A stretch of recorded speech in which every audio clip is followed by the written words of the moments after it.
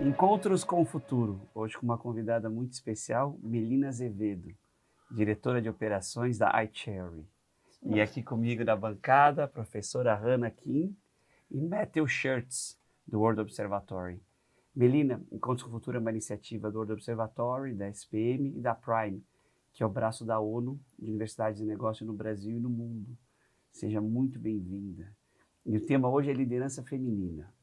Mas, antes de começar, me conta um pouquinho o que é a iCherry e o que vocês fazem.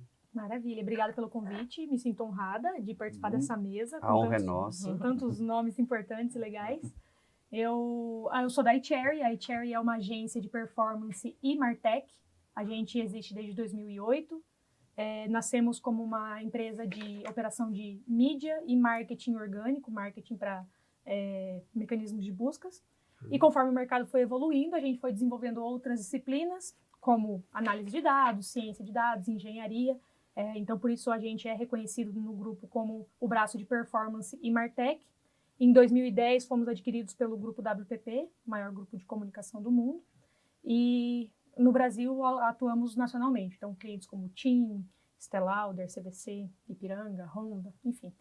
De todos os segmentos, a gente trabalha com os líderes do mercado, operando estratégias de marketing digital de mídia, SEO e martech. E qual é o tamanho, assim, quantos colaboradores, além dos grandes clientes que você já comentou, dá uma dimensionada para a gente do tamanho do grupo. O tamanho da iCherry, eu acho que os clientes e a quantidade de clientes e marcas importantes diz mais sobre o tamanho do que a quantidade de colaboradores, porque a gente trabalha com eficiência operacional muito grande. Tá. Então, o time ele não cresce à medida que os clientes aumentam na nossa carteira. A gente hoje tem cerca de 170 colaboradores, tá. Boa parte em Curitiba. Nossa operação fica em Curitiba, mas também com atuação em São Paulo. Temos um escritório aqui junto com outras agências do grupo. E a gente tem gente espalhada por todo o país. Você fica aqui ou fica em Curitiba? Eu fico em Congonhas. Curitiba. Eu conheço bem. Acontece muito. Dependendo da demanda, eu estou aqui ou lá. Mas eu moro em Curitiba e trabalho lá. Sei. E, eventualmente, estou por aqui. Perfeito. Gostou? Eu gostei. É a nossa sina. Engraçado. Eu queria perguntar... Eu conheço bem aquele andar de baixo, sabe? De Congonhas, a sim, rodoviária. Sim, eu também conheço. Você pode me dizer qual é o segredo de SEO? De SEO? Posso. Eu quero ouvir. Pensar mais no Explica usuário. O que é e como é que vocês fazem para otimizar, porque eu nunca entendi. Tá? Que legal. Então, SEO, na teoria, é um conjunto de técnicas e práticas para otimizar os sites e aplicativos para que eles sejam vistos e melhor ranqueados nos resultados de busca. Então, quando uma pessoa busca uma informação, um produto, uma marca, no Google ou em outros mecanismos como o Bing ou mesmo lojas de aplicativo, o SEO trabalha para que o site do cliente que a gente está trabalhando esteja nas primeiras posições. Uhum. Então, existem uma série de técnicas on-page e off-page, que a gente diz, que envolvem critérios bastante técnicos de programação, de otimização de meta tags. E aí eu posso falar muito técnico, mas o segredo, que é o que você me perguntou, não pensar no Google ou no Bing, é pensar no usuário, pensar na experiência do usuário. Então, se colocar do lado de lá e pensar o que ele está esperando quando ele faz essa busca.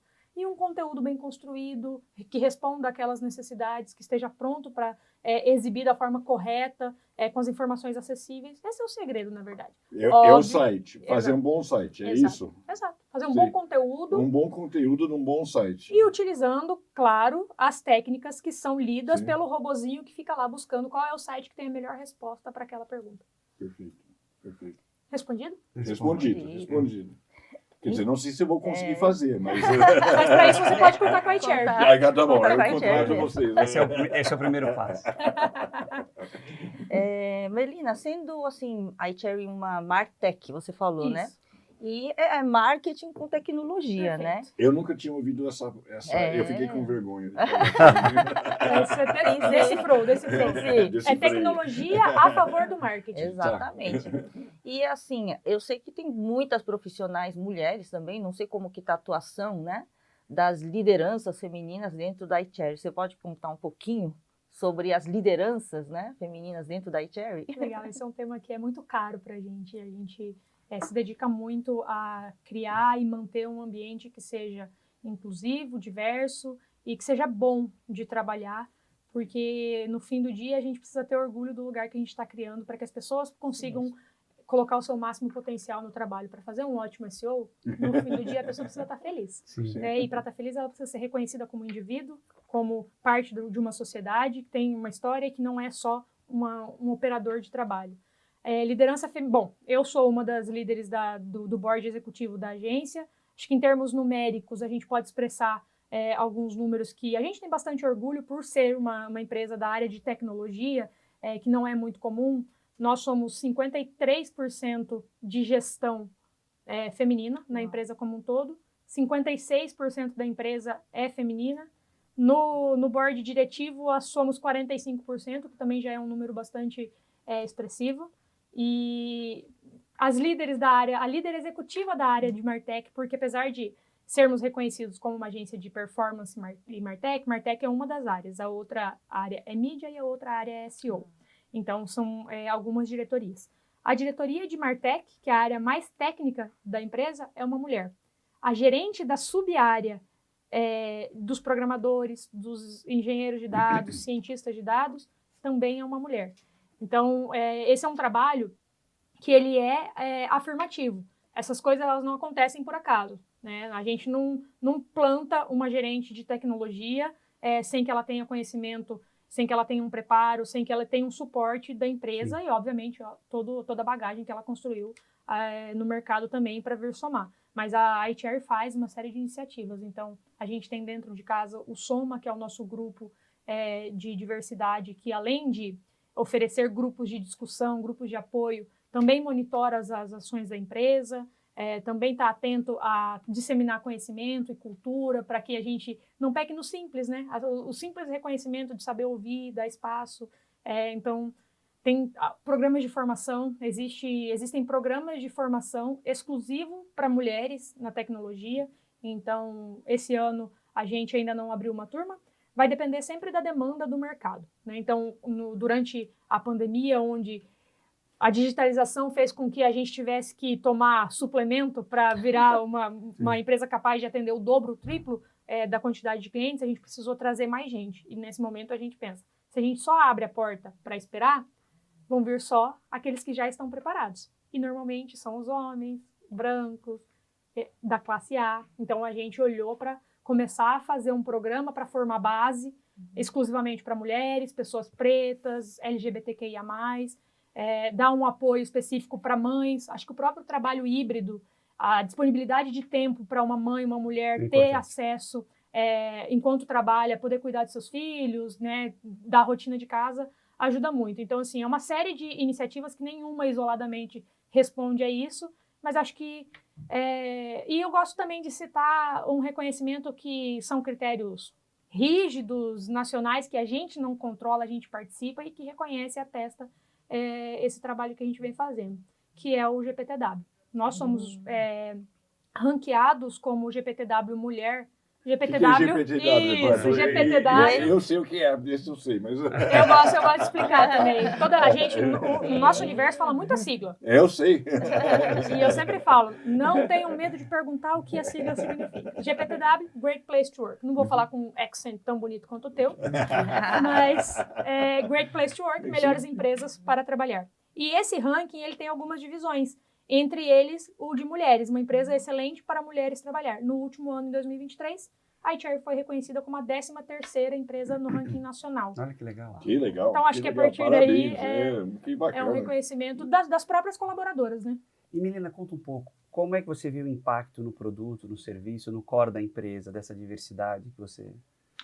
A gente trabalha, apesar de eu ter acentuado muito a questão de tecnologia aqui, na prática, o que a gente entrega é comunicação. Então, a gente utiliza dados e tecnologia para personalizar a comunicação e promover uma boa experiência para o consumidor, para o usuário final. Então, lá na ponta, a gente está falando de comunicação.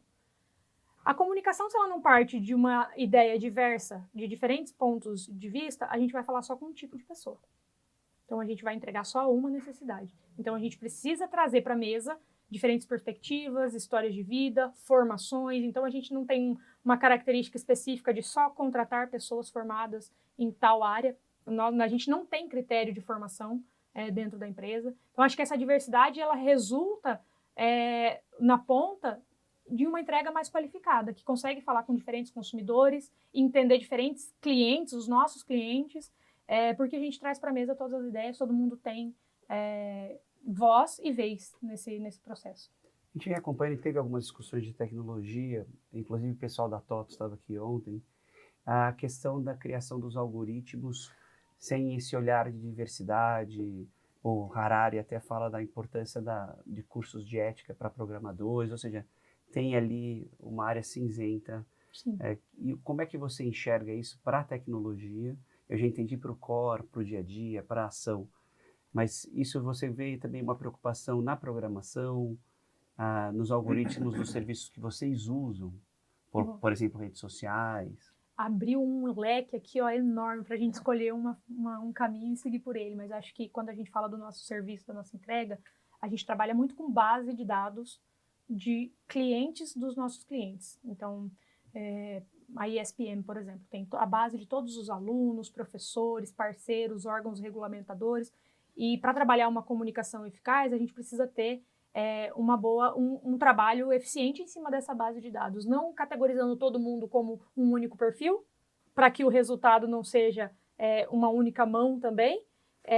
Então, acho que assim, em termos de tecnologia, a gente respeitar a qualidade do dado que chega para a gente e não homogeneizar tudo isso de uma forma que tire o caráter grupal, não vou dizer individual, porque dadas as regulamentações de privacidade, de ética de uso de dados, a gente não vai trabalhar um a um, mas a gente trabalha com grupos que têm características em comum, características, interesses.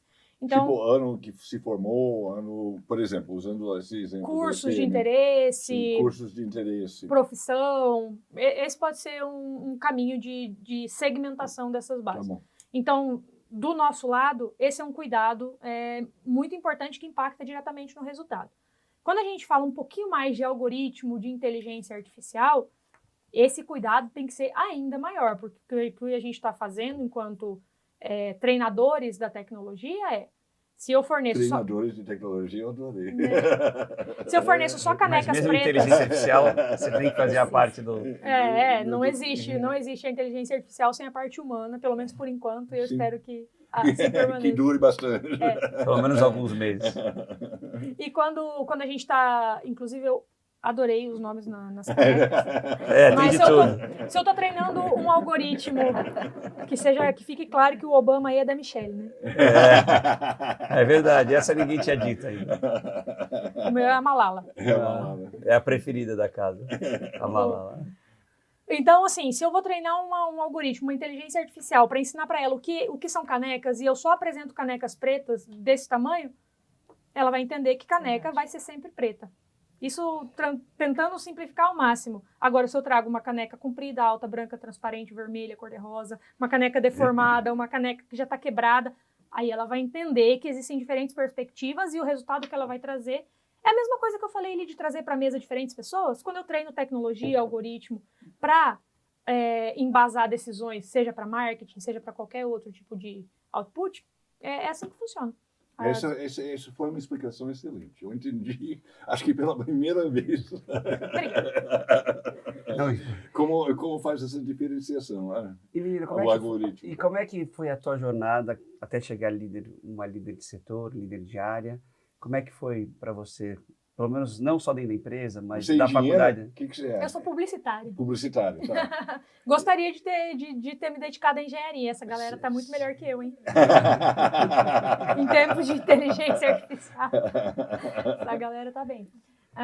Bom, antes, eu tô há 10 anos na iCherry e eu trabalho há 14 anos na área. Mas antes de chegar lá, eu saindo da faculdade, eu percorri alguns caminhos em umas empresas menores para me preparar para entrar lá. A iCherry, por ser uma empresa de grande porte, com reconhecimento global, parte de um grupo, na minha época não era tão simples. Ainda não existiam os programas que trazia para dentro da empresa pessoas sem capacitação. Ainda era um pouco mais difícil. Então, aproveitei aquele período ali de experiência em empresas menores para chegar lá.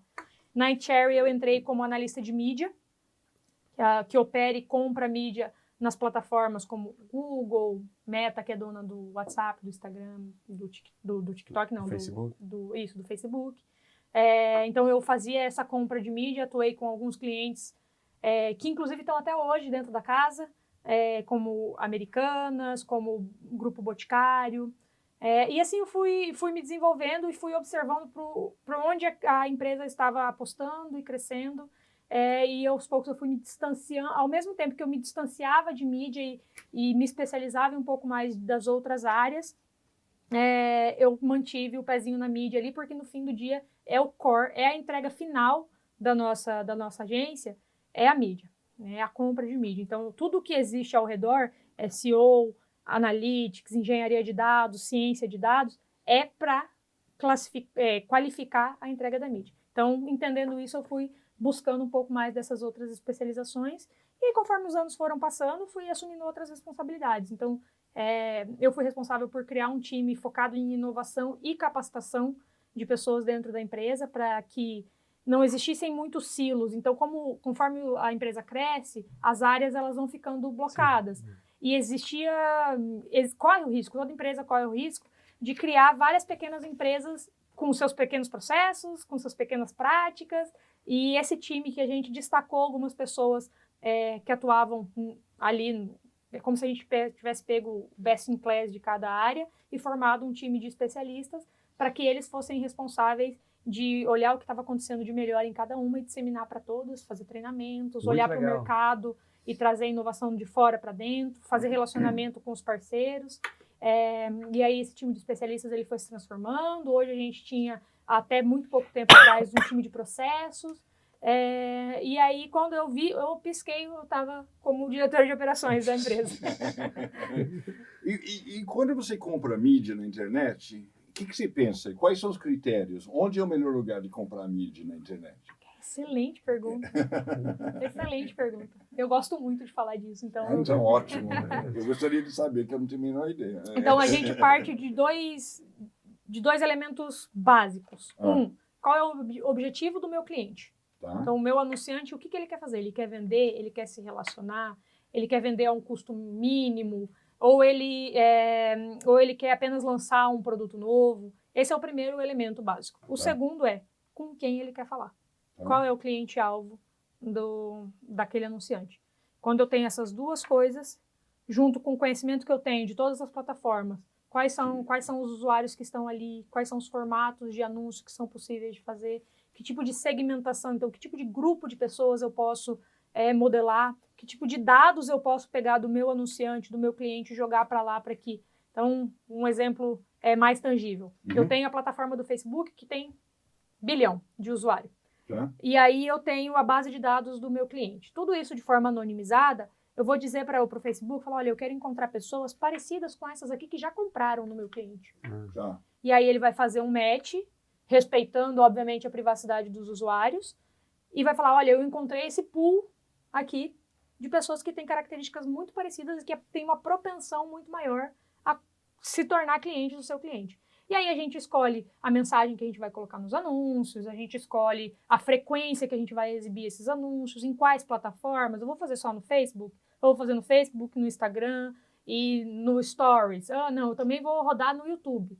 Não, eu também quero rodar na Globo. Então, assim, essa definição parte desse princípio e, obviamente, eu simplifiquei bastante aqui, até se os técnicos lá me ouvirem, eles vão puxar o orelha, até parece que é simples assim, porque envolve muita capacitação técnica e esse match que eu fiz aqui com a mão de pegar a base e tal, tem muita infraestrutura de dados, em computação em nuvem, machine learning envolvido para que toda essa orquestração para que funcione. Exato, para que a gente não precise ficar minerando um a um, porque senão o trabalho fica inalcançável. E é acessível para empresas de médio e pequeno porte ou no geral isso fica concentrado? Sim. Inclusive a iCherry atua com clientes, grandes marcas como as que eu mencionei aqui, mas também a gente atua com clientes que estão começando, startups, clientes que não têm um grande investimento.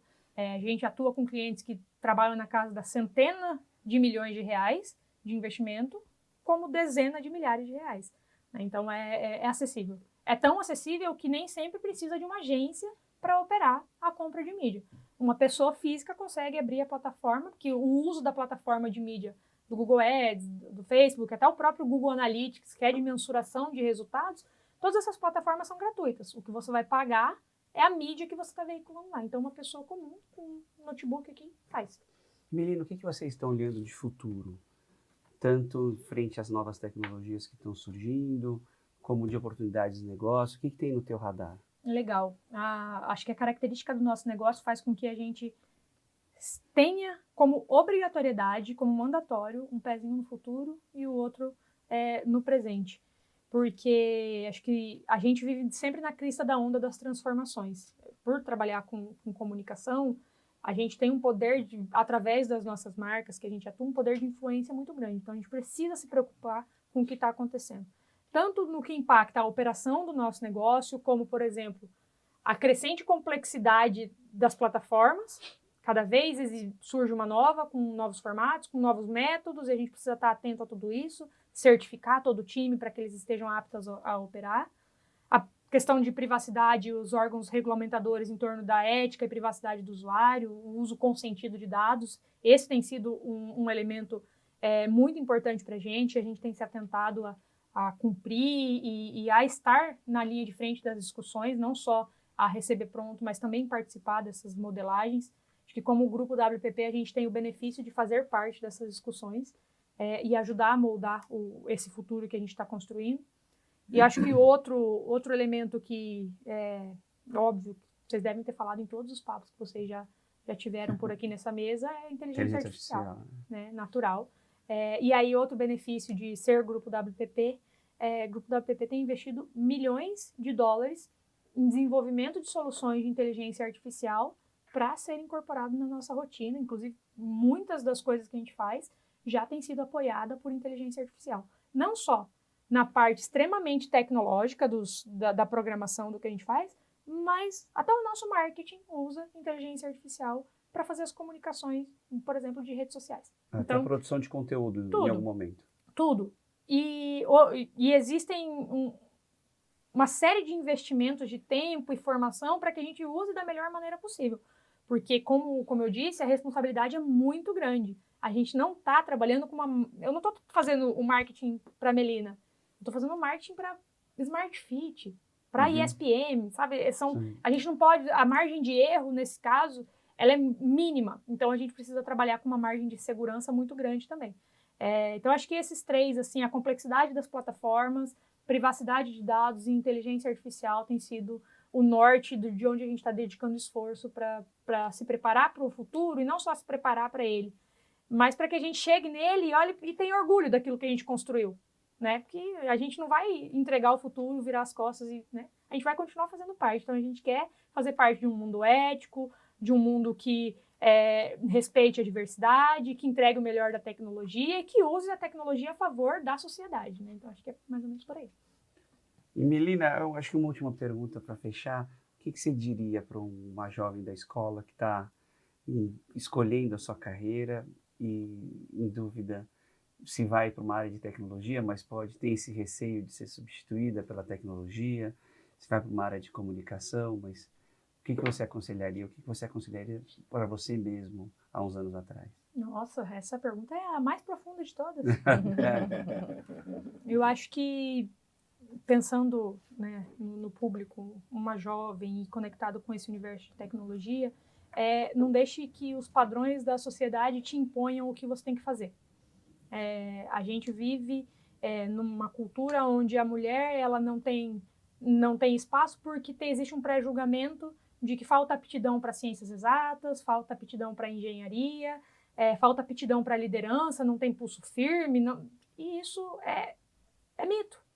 Estamos há centenas de anos lutando por isso, tentando provar e com passos muito significativos nesse sentido. Então, acho que se eu tivesse que voltar atrás, na hora que eu estava escolhendo a minha faculdade, a minha formação, e tivesse a oportunidade de ouvir uma pessoa que está num papel de liderança numa empresa que tem um viés tecnológico muito grande, que por curiosidade eu comecei a fazer faculdade de tecnologia, de desenvolvimento de sistemas. Mas aí eu me apaixonei mesmo pela publicidade. Eu gostaria de ouvir isso. Não deixe que os padrões da sociedade te imponham aquilo que você tem que ser. Você pode ser o que você quiser, você pode alcançar o que você quiser. Seja na área de tecnologia, de humanas, liderando ou não liderando, o mundo é nosso. E acho que as Olimpíadas estão aí para provar para todo mundo que quando a gente faz bem, né? As meninas estão dando show. Estão arrasando. Parabéns, menina. Muito obrigado pela entrevista. Obrigada. Nota 10.